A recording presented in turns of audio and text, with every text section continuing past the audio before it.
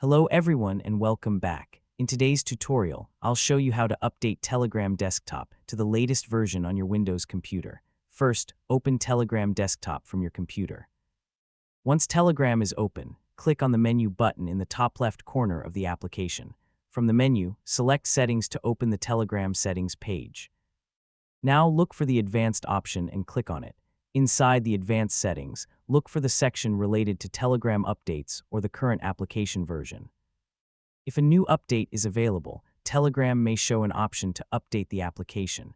Click on the Update option to begin the process. Telegram will now download the latest available version. The time required may depend on the size of the update and your internet connection. Wait while the update process is completed. During this process, avoid closing Telegram Desktop.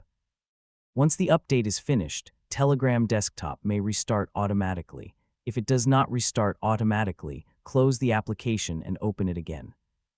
After reopening Telegram, you can check that the application is now running with the latest available version.